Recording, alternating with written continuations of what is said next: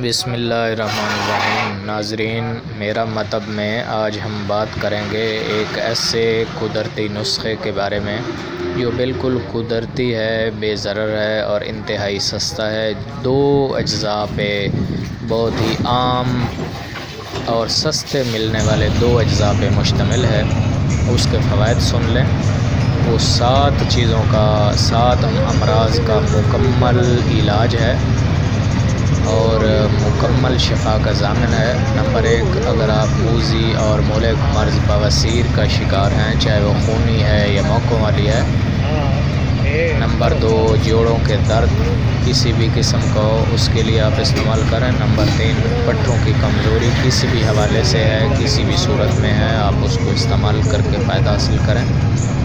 इसके अलावा अगर आप मोटापे का शिकार हैं तो इस्तेमाल करें। इसके अलावा अगर आप मर्दाना पोशीदा अमराज़ के शिकार हैं तो इस्तेमाल करें। अगर आप लेडीज़, ऐसी माएँ बहनें बेटियाँ जो लिकोरिया की मर्ज़ का शिकार हैं तो वो भी इस्तेमाल करके यकीनी शिफा हासिल कर सकती हैं। तो इन अमराज़ में ये नुस्खा शिफा का ज़ामिन है। आप इसको अच्छे से नोट फरमा लें।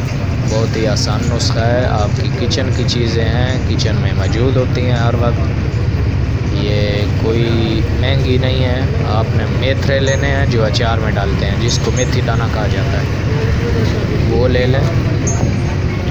और छोटी इलायची ले लें बराबर मिकदार में। इसको साफ़ करके आप ग्राइंड कर लें। छोटी इलायची छिलके समेत ग्राइंड करनी है। अच्छी तरह बारीक पाउडर कर लें, ग्राइंड कर लें, बारीक पीस लें। इसकी मिकदार खुराक 1 टीस्पून है। सुबह नाश्ते के 1 घंटे बाद और रात को खाने के 1 घंटे बाद ये आप इस्तेमाल करें।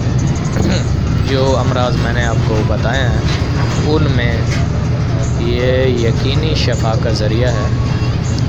ख़ास तौर पर बवासीर का मुकम्मल इलाज है, चाहे वो खूनी बवासीर हो या बादी बवासीर हो।